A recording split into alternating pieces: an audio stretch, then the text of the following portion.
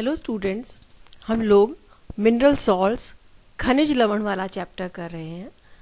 इसमें हमने पिछली कक्षा में कैल्शियम के बारे में जाना था।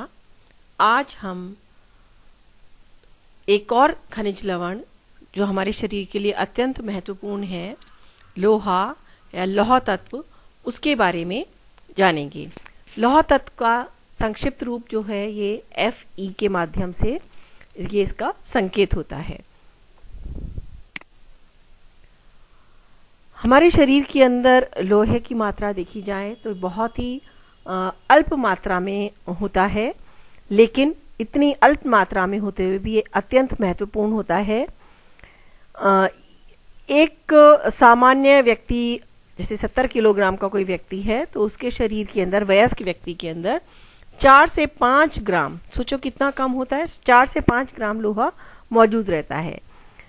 हमारे शरीर में जितना भी लोहा होता है उसका 70% हिस्सा रक्त के हीमोग्लोबिन में होता है, 25% हिस्सा यकृत, अस्थि मज्जा और गुर्दों में रहता है, किडनी में 4% मांसपेशियों के में मायोग्लोबिन के रूप में रहता है, और शेष जो होता है वो रक्त प्लाज्मा और ऑक्सीकारक एंजाइम, मतलब जो एंजाइम्स ऑक्सीकरण की प्रक्रिया में सहयोग देते हैं, उनमें मौजूद होता है। ये हमारे शरीर के अंदर प्रोटीन के साथ मिलकर रहता है। जैसे हीमोग्लोबिन भी क्या है, हीमोग्लोबिन में हीम जो है वो लौह तत्व है और ग्लोबिन जो है वो प्रोटीन वाला पार्ट है, और ये स्वतंत्र अकार्बनिक लवण के रूप में बहुत ही अल्प मात्रा में होता है। अब हम हर एक उसके देखते हैं पोषक तत्व के कि उसके कार्य क्या है हमारे शरीर के अंदर, इसके कार्य क्या हैं।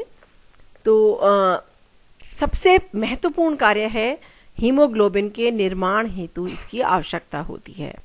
बच्चों, वैसे तो पिछली सब कक्षाओं में हमने हीमोग्लोबिन के विषय में चर्चा की है।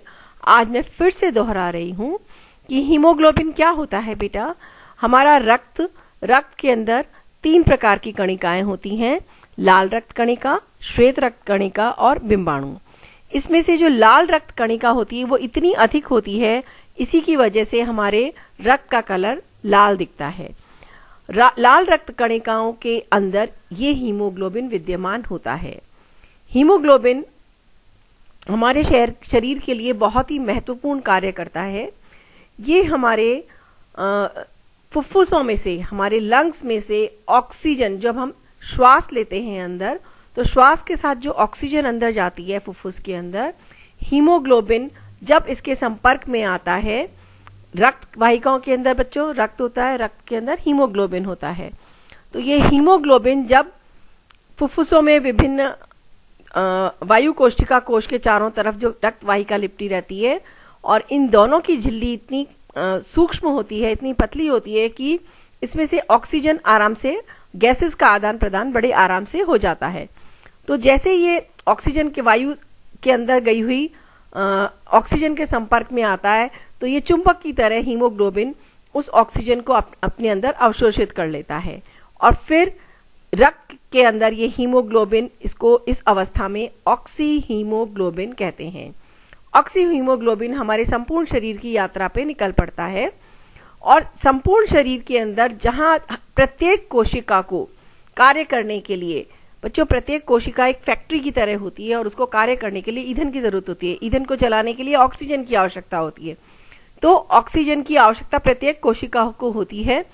तो ये हीमोग्लोबिन जब रक्त वाहिकाओं के अंदर बहता हुआ लाल रक्त कणिकाओं के अंदर विद्यमान पहुंचता है, प्रत्येक कोशिका के पास जाके ये वहां पर, क्योंकि कोशिका में उस वक्त ऑक्सीजन का स्तर कम होता है, तो ऑक्सीजन से ये विलग हो जाता है और ऑक्सीजन को वहां कोशिका में छोड़ देता है, और वहां से जो भी व्यर्थ पदार्थ होते हैं उसमें कार्बन डाइऑक्साइड भी होता है। तो कार्बन डाइऑक्साइड को अपने साथ लेकर तब ये कार्बोक्सी हीमोग्लोबिन कहलाता है, और इस तरह से ये हमारे शरीर के अंदर ऑक्सीजन पहुंचाने का और कार्बन डाइऑक्साइड को हटाने का कार्य करता है।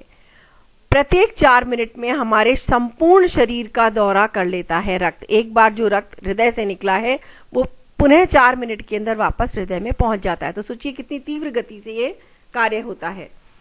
तो हीमोग्लोबिन हमारे शरीर के लिए इतना महत्वपूर्ण होता है।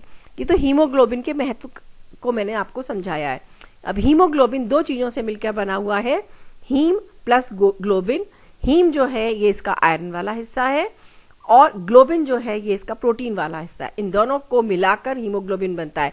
तो हीमोग्लोबिन के निर्माण के लिए लौह तत्व का होना अति आवश्यक है। तो पहला सबसे महत्वपूर्ण कार्य जो है आयरन का हमारे शरीर के अंदर है वो हीमोग्लोबिन का निर्माण है। फिर ये पेशियों के संकुचन में भी बहुत महत्वपूर्ण भूमिका निभाता है। पेशियों में मायोग्लोबिन के रूप में उपस्थित होता है लौह तत्व। इसमें मायो जो है वो हीम की तरह ही लोहा होता है और ग्लोबिन जो है वो एक प्रकार का प्रोटीन है। मायोग्लोबिन मांसपेशियों के ऑक्सीकरण और उनके अवकरण क्रियाओं में ऑक्सीकरण और ऑक्सीजन को छोड़ने की क्रियाओं में भाग लेता है और ये ऑक्सीजन को कुछ समय तक पेशियों में संग्रहित करके रखता है। जब ये मायोग्लोबिन के अंदर ऑक्सीजन युक्त होता है, यही पेशियों की संकुचन क्रिया के लिए आवश्यक होता है। तो पेशियों के संकुचन के लिए भी आयरन का उचित मात्रा में उपस्थित होना आवश्यक होता है। तीसरा कार्य है इसका एंजाइम्स के निर्माण में। हमारे शरीर के अंदर बहुत से ऐसे एंजाइम्स हैं जो विभिन्न क्रियाओं में भाग लेते हैं। उन सब के अंदर भी लौह तत्व होना आवश्यक होता है। उनके निर्माण के लिए ये भी एक घटक के रूप में होता है। जैसे श्वसन क्रिया में साइटोक्रोम्स नामक एंजाइम भाग लेता है।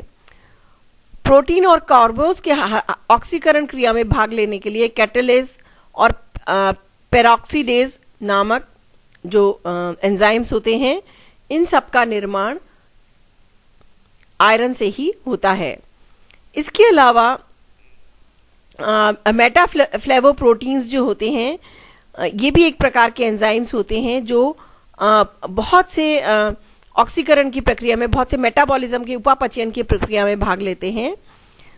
जैसे कि सक्सिनिक अम्ल, ज़ैंथीन, ये सब, इनका निर्माण भी आयरन के उपस्थिति में ही संभव है। इसी तरह से एक और है ट्रांसफेरिन और सिड्रोफेलिन के निर्माण के लिए भी आवश्यक होता है।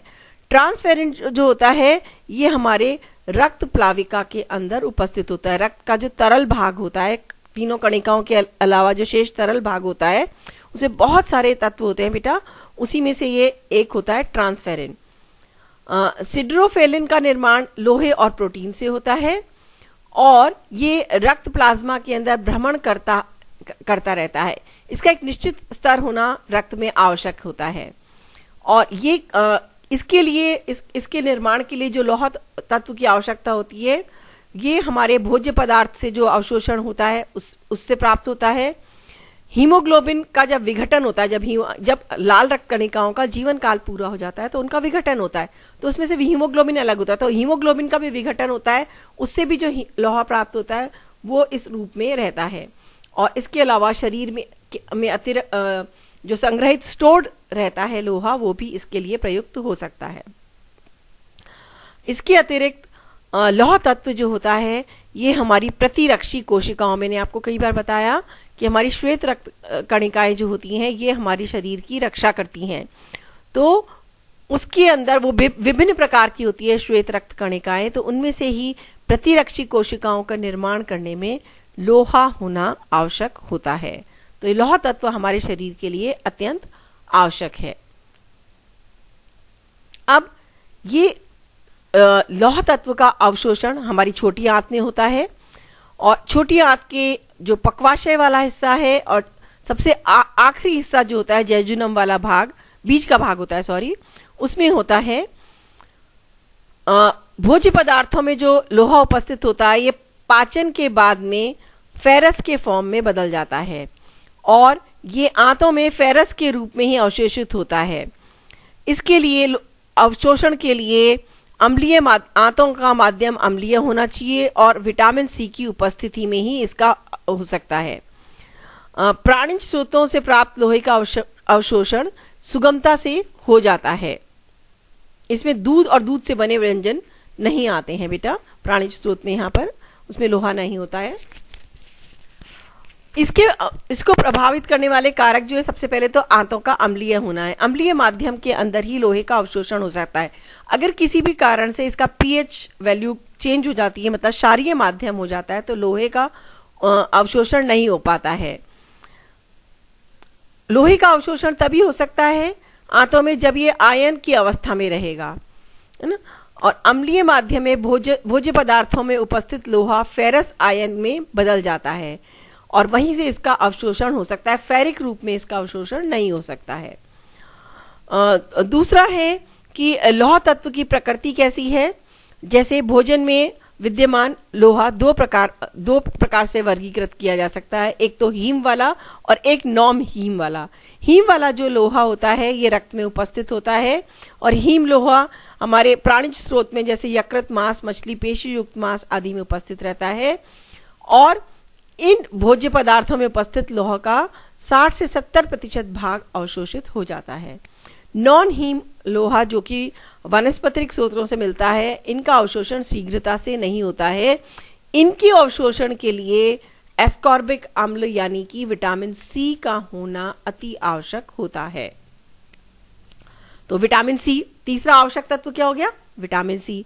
विटामिन सी की उपस्थिति में ही लोहे का अवशोषण नहीं होता। लेकिन ये भी देखा गया कि विटामिन सी अगर अत्यधिक मात्रा में हो तो ये लोहे के अवशोषण को बाधित भी कर सकता है, क्योंकि कुछ अध्ययनों में, शोध में देखा गया कि जिन बच्चों को बहुत अधिक मात्रा में एस्कॉर्बिक अम्ल दिया गया, उन बच्चों के अंदर लोहे का अवशोषण नहीं हो पाता है। इसका संतुलित मात्रा में होना आवश्यक है।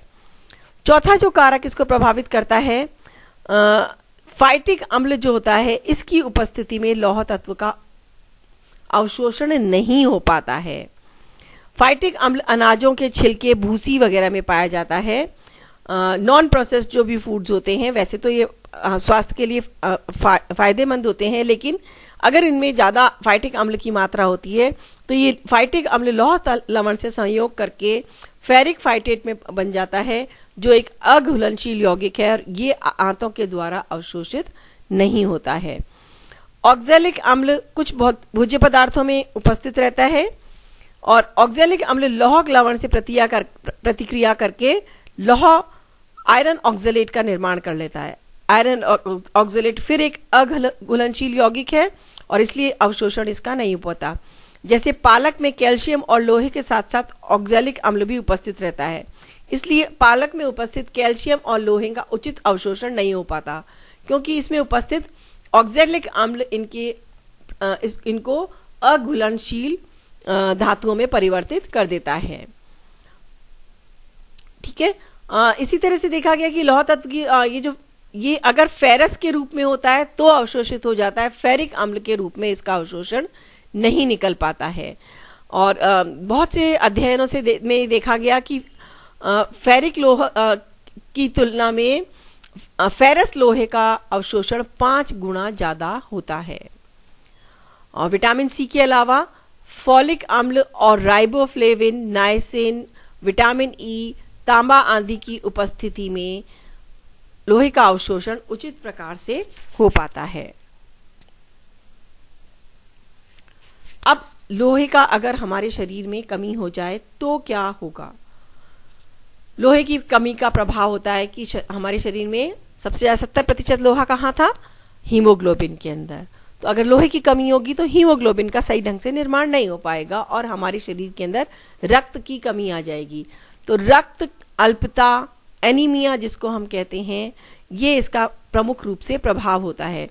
वैसे तो हमारे शरीर को बहुत कम मात्रा में लौह की आवश्यकता होती है, लेकिन प्रगतिशील देशों के अंदर, विकासशील देशों के अंदर अभी भी लौह तत्व की कमी से जूझ रहे लोगों की संख्या काफी ज्यादा है, और ये समस्या महिलाओं में ज्यादा देखी जाती है।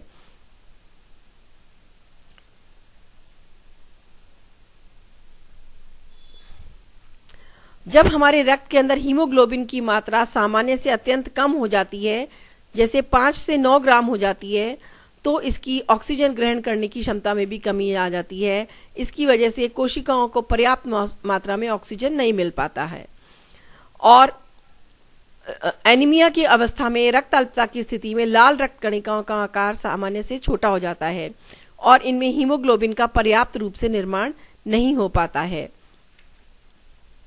रक्त अल्पता का एक कारण तो है उसमें लोहा तत्व की हमारे भोजन में कमी होना। दूसरा कारण है इसका लोहे की कमी जो होती है, पहले हम इसी पे चर्चा कर लें कि इसके हम पहले भी पढ़ चुके हैं कि हीमोग्लोबिन के निर्माण के लिए लोहा तत्व का होना आवश्यकता है, और अगर इसकी मात्रा कम होती है तो फिर रक्त अल्पता हो सकती है। फॉलिक अम्ल की कमी से भी हम पहले पढ़ चुके हैं। फॉलिक अम्ल की कमी से, जो कि विटामिन बी का समूह का वो था, उसकी कमी से भी मेगैलोब्लास्टिक रक्त अल्पता हो जाती है। इसमें लाल रक्त कणिकाओं का आकार सामान्य से बड़ा और बेडौल हो जाता है और इनकी संख्या कम हो जाती है। इसी तरह से विटामिन B12 की कमी से पर्नीशियस रक्त अल्पता हो सकती है। इसको ध्यान दीजिएगा बच्चों, ये विटामिन B12 की कमी के कारण है। गलती से B3 लिख दिया है। आमाशय के अंदर जो इंट्रिंसिक फैक्टर अंतःकारक तत्व होता है, इसका मुख्य काम विटामिन B12 का अवशोषण करना है। विटामिन B12 का अवशोषण अगर इसकी कमी की वजह से, इंट्रिंसिक फैक्टर की वजह से कम होता है तो रक्त अल्पता हो सकती है, और इसमें इस तरह की रक्त अल्पता में जो होता है इसको हम पर्नीशियस एनीमिया कहते हैं। ये हम पहले विटामिन B12 वाले चैप्टर में इसका अध्ययन कर चुके हैं। अब रक्त अल्पता के कारण क्या क्या होते हैं।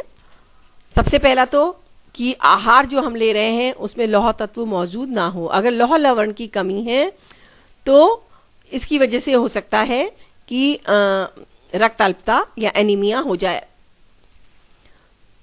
दूसरा कारण है कि भोजन में, आहार में तो हम ले रहे हैं लौह लवण लेकर, लेकिन उसका उचित प्रकार से अवशोषण नहीं हो पा रहा।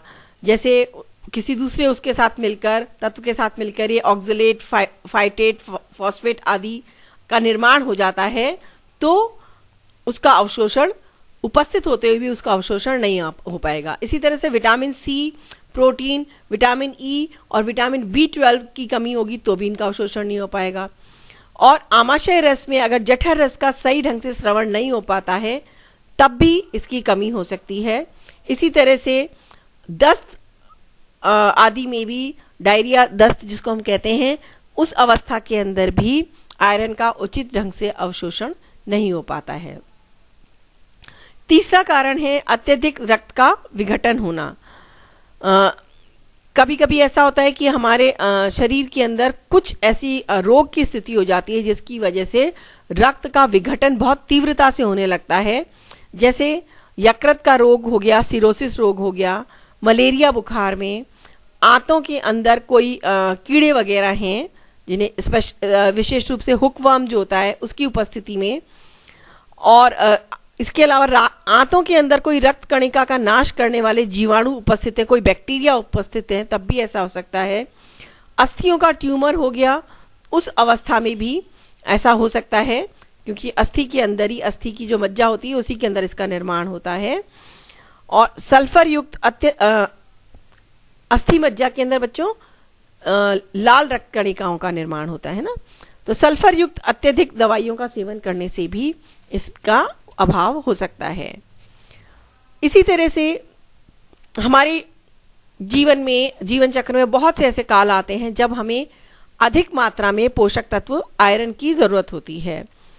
जैसे किशोरावस्था के दौरान लड़कियों को जो मासिक धर्म होता है, मासिक स्राव होता है, उस समय पर अगर उनको उचित मात्रा, उनको सामान्य से अधिक मात्रा में आयरन की आवश्यकता होती है, अगर उसकी पूर्ति नहीं होगी तो उनको रक्ताल्पता हो सकती है।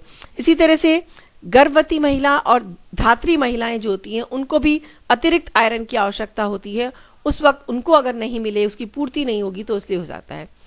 और पांचवा कारण है अत्यधिक रक्तस्राव होने से, अत्यधिक रक्तस्राव का कारण हो सकता है दुर्घटना, कोई एक्सीडेंट हो गया, शल्य चिकित्सा के समय, प्रसव के समय, बार बार गर्भ धारण करने से, मासिक स्राव अत्यधिक होने से, और इसके अलावा कुछ बीमारियां जैसे अल्सर, मलेरिया, आंतों से रक्तस्राव, ल्यूकीमिया जिसको हम ब्लड कैंसर भी कहते हैं, इस अवस्था में भी ये एनीमिया की समस्या हो सकती है। ये आयरन से जुड़ी हुई है, इसलिए इस चैप्टर में इसको कवर किया है। अब इसकी दैनिक आवश्यकता जो होती है, जैसे मैं आपको विभिन्न पोषक तत्वों का देती रहती हूँ, ये चार्ट देखिए, इसको नोट कर लीजिए। इसमें शिशुओं से लेकर वयस्क पुरुष स्त्री उनके कार्य के अनुसार आयरन की कितनी आवश्यकता होती है ये आपको बताया गया है। यहाँ पर आप वीडियो को पॉज करिए और इसको नोट कर लीजिए। लोहे के स्रोत जो हैं, कहाँ से हमें आहार में मिल सकता है लौह तत्व, वो जितनी भी हरे पत्तेदार सब्जियां होती है, पालक, मेथी, बथुआ, चौलाई में आयरन बेटा सबसे ज्यादा होता है, जो अपने वर्षा ऋतु के दौरान मिलती है। इसके अलावा हमारा धनिया, पुदीना, इन सब के अंदर भी लौह तत्व होता है। और विभिन्न प्रकार की मटर की फलियां, जो सूखे मेवे होते हैं, कुछ फल होते हैं जिसमें अनार है, काला जामुन है, काले अंगूर हैं, इनके अंदर भी लौह तत्व काफी होता है। और प्राणी स्रोत के अंदर ये मुर्गा, मछली, मांस इत्यादि में उपलब्ध होता है।